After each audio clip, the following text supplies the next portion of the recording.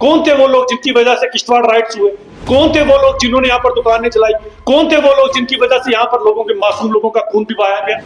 क्या उसका लोगों को जानने का हक नहीं है?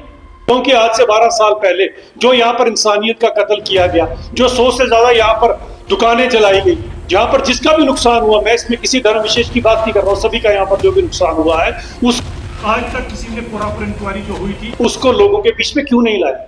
लेकिन जैसे ही माननीय गृह मंत्री जी ने घुसपैठियों का नाम लिया, वैसे ही सारी की सारी कांग्रेस जो है वो सदन से बाहर चली गई। अब आज की जो हमारी प्रेस कॉन्फ्रेंस थी, खासकर जो कांग्रेस ने अभी वोट चोरी को लेकर जो हंगामा किया था सदन के अंदर, और उसके बाद जब माननीय गृह मंत्री जी ने उन्हें सभी के सवाल पूछे और सबके बारे में बातें की, चाहे वो नेहरू जी के बारे में बात की, इंदिरा जी के बारे में बात की, राहुल गांधी जी के बारे में, सबके बारे में जब तक बात की तब तक तो वो बैठे रहे।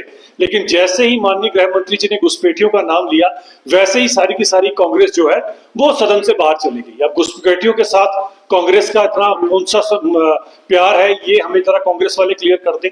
आज अपने किश्तवाड़ के सभी जो हमारे प्रमुख यहाँ पर कार्यकर्ता और हमारे स्पोक्स पर्सन मीडिया वालों के साथ हमने इसी के ऊपर के तथ्य क्या थे, और उस तथ्य के अनुसार हमने ये पाया कि इसके अंदर अगर आप देखें तो देश की सबसे पहली वोट चोरी तब हुई थी जब कांग्रेस वर्किंग कमेटी की जो आजादी से पहले का जो सेशन था, जिसके अंदर उन्होंने अपना नेता चुनना था, उसके अंदर लीडर, और उस समय 30 वोटों में से 28 वोटें सरदार वल्लभ भाई पटेल को डली और मात्र 2 वोटों से नेहरू जी फिर भी जो है उस समय कांग्रेस वर्किंग कमेटी के हेड बन गए, क्योंकि उन्हें पता था कि देश का जो पहला प्रधानमंत्री बनेगा वो सिलेक्टेड प्रधानमंत्री होगा, ना कि इलेक्टेड। तो वोट चोरी की जो कांग्रेस की प्रथा है वो बड़ी पुरानी है, आजादी से पहले की है, इसी कारण शायद नेहरू जी देश के पहले सिलेक्टेड प्रधानमंत्री बने। उसके बाद अगर आप आगे देखें तो इवन इंदिरा जी के समय पर भी जो रायबरेली के चुनाव थे, उनके अंदर इलाहाबाद हाई कोर्ट ने जो उसके अंदर वर्डिक्ट दिया था, उसमें साफ तौर पे इंदिरा गांधी जी की उस इलेक्शन को भी वोट चोरी का ही एक नाम दिया गया था। लेकिन एक नया वहां पर ऑर्डिनेंस लाया गया जिसके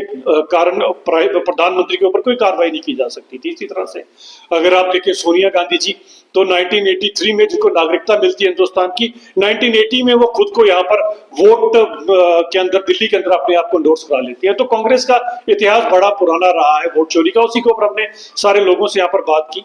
और क्योंकि किश्तवाड़ में अब चुनावों के बाद पहली बार पहुंचा, और एक पर्टिकुलर विषय जिसको मुझे लगता है पिछले 10-12 सालों से किसी ने नहीं छेड़ा है, और चुनावों में मुझे जम्मू से इसके ऊपर मौका मिला था बात करने का, और वो जो हमारे किश्तवाड़ के लोगों के साथ एक नाइंसाफी आज से नियर अबाउट 12 साल पहले हुई थी, अगर आपको याद होगा। और मुझे समझ नहीं आई कि आज तक क्यों यहां से वो लोग उसके बारे में बात नहीं करते। वो है किश्तवाड़ राइट्स के ऊपर, अगर आपको याद होगा, जिसके ऊपर जस्टिस आरसी गांधी कमीशन भी बना था।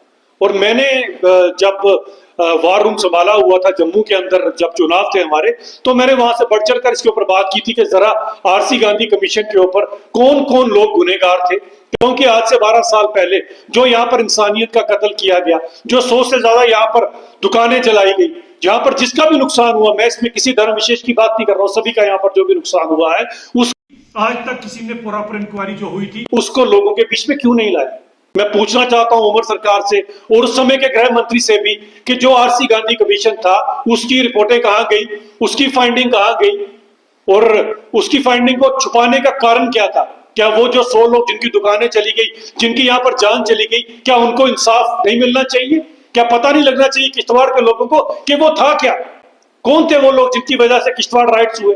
कौन थे वो लोग जिन्होंने यहाँ पर दुकानें चलाई? कौन थे वो लोग जिनकी वजह से यहाँ पर लोगों के मासूम लोगों का खून भी बहाया गया?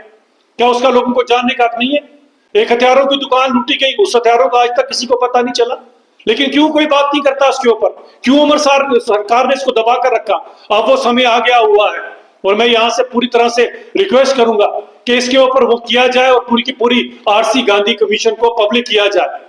अगर किसी को लगता है कि इसको छुपाने से कोई बच जाएगा, तो भारतीय जनता पार्टी में हम ये यकीन करते हैं कि सबको इंसाफ, सबका साथ, सबका विकास के साथ सबको इंसाफ की भी बात यहाँ पर बताता हूँ इसका कारण क्या है। जब मैंने इसके ऊपर प्रेस कॉन्फ्रेंस की थी तो लकीली शायद भगवान की तरफ से कोई ऐसा एक इशारा होगा कि RC Gandhi ji, justice RC Gandhi ji मुझे मिल गए एक जगह पर। एक जगह पे हम बैठे तो सामने वो बैठे थे, क्योंकि बाई फेस में उनको जानता नहीं था, तो उन्होंने मुझे बुलाया किसी के थ्रू कि इसको जरा लड़के को यहाँ बुलाओ, और मुझे पूछा कि आप मुझे जानते हैं? मैंने कहा सॉरी सर, मैं आपको नहीं जानता हूँ। उन्होंने कहा मैं ही वो हूँ जिसकी आपकी कमीशन की रिपोर्ट की आप बात करो, मैं जस्टिस आरसी गांधी। और मैंने उनके घुटनों को हाथ लगाया और मैंने उनसे पूछा कि उस समय क्या था क्या नहीं। काफी हद तक काफी डिटेल उन्होंने मुझे बताई भी थी उसके बारे में। और बात यही है कि उन्होंने जो कुछ किया था वो कागज अवेलेबल है, अगर किसी के पास नहीं है तो उसकी फाइंडिंग की जा सकती है, लेकिन होना तो ये चाहिए कि उसके ऊपर इंसाफ मिलना चाहिए। और जस्टिस जो आरसी गांधी जी वो खुद भी चाहते हैं कि मेरी उस रिपोर्ट को पब्लिक किया जाए, हम चाहते हैं उसको सार्वजनिक किया जाए और जो कोई भी इस पे दोषी पाया जाए, कोई ये ना सोचे कि अगर कोई आज बड़ी ऊपर पहुंच गया या कहीं पर किसी को किसी चीज से इम्यूनिटी मिल सकती है। अगर किसी ने कोई भी गलत किया है, अगर कोई भी उसके अंदर मुलविस पाया गया इन दंगों के अंदर, तो उसे बख्शा नहीं जाएगा। एक बात याद रखिएगा, यहाँ पर कानून का राज चलता है और अगर किसी और को, भले पीडीपी को या उमर अब्दुल्ला सरकार को इस देश के कानून के ऊपर भरोसा हो ना हो, एक आम इंसान को आज भी कानून पर भरोसा है। तभी दो शख्स जब आपस में लड़ते हैं तो कहते हैं आई सी यू इन कोर्ट। अभिजीत, सबसे पहली बात यह आती है कि ये मसला या ये मुद्दा भी नहीं उठाया गया। अभिजीत जसरोटिया ने आज से मेरे ख्याल से 1 साल पहले ही इस मुद्दे को उठा दिया था। अगर आपको याद होगा, आप मेरी वो तब की प्रेस रिलीजेस और तब की मेरी प्रेस कॉन्फ्रेंस सब निकाल के देख लीजिए। आज पर्टिकुलरली हमें याद आ गई, ऐसा कुछ नहीं है। और एक बात याद रखिएगा, इस देश के कानून से ना तो मंत्री, ना संतरी, ना प्रधानमंत्री, कोई भी ऊपर नहीं है। जो कोई भी, जिस किसी के कारण भी ये कुछ हुआ और जो कोई भी इसके अंदर मुलविस पाया गया, उसके ऊपर कार्रवाई जरूर होनी चाहिए। हम इसकी इंक्वायरी की डिमांड करते हैं।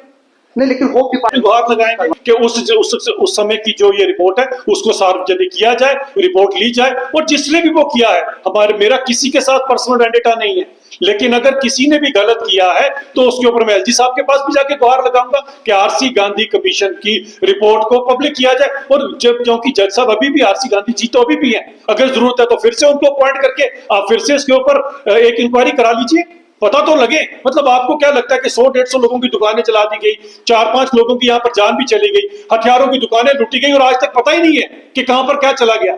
मतलब आपको क्या लगता है कि ये सब चीजें दुनिया भूल जाए? इतनी शॉर्ट टर्म मेमोरी से अगर लोग सफर करेंगे तो भारत देश 2047 में विकसित भारत कैसे बनेगा? अगर आज किसी को इसमें से आप क्लीन चिट दे देते हो, अगर तो कोई ठीक है, किसी का नहीं है तो जरूर दीजिए क्लीन चिट, मेरा किसी से कोई पर्सनल कुछ नहीं है। लेकिन अगर आज आप ऐसी चीजें करते हो तो आने वाले टाइम में you are setting at president कि मतलब कुछ भी करो और उसके बाद कमीशन की रिपोर्ट को गायब कर दो और कोई भी कुछ भी बन जाए। बात यह आती है रिपोर्ट ही गायब होगी। जब मैंने जस्टिस आरसी गांधी जी से पूछा था, उन्होंने कहा वो रिपोर्ट ही गायब कर दी गई जो हमने दी थी। लेकिन घबराए नहीं, रिपोर्ट जहां पड़ी हमें पता कहां पड़ी है, बात तो वो नहीं है और वो निकल भी आएगी। जब आप कहते हैं कोई भी सच्चाई के लिए आप सब मिलकर काम करते हो तो पूरी की पूरी कायनात आपके साथ जुड़ जाती है। बात वो नहीं है, बात यह किसने क्या किया, किसको कोर्ट ने बरी कर दिया। अगर कोर्ट ने बरी कर दिया हम उसकी बात नहीं करेंगे। अगर किसी को कानून ने क्लीन चिट दे दी तो दे दी जाए। लेकिन जस्टिस आरसी गांधी कमीशन की जो रिपोर्ट है उसमें वो लोग तो अभी तक वो जानना चाहते हैं कि क्यों दंगा हुआ, दंगा करने का कारण क्या था, जो दंगा रोक सकते थे उन्होंने क्यों नहीं रोका,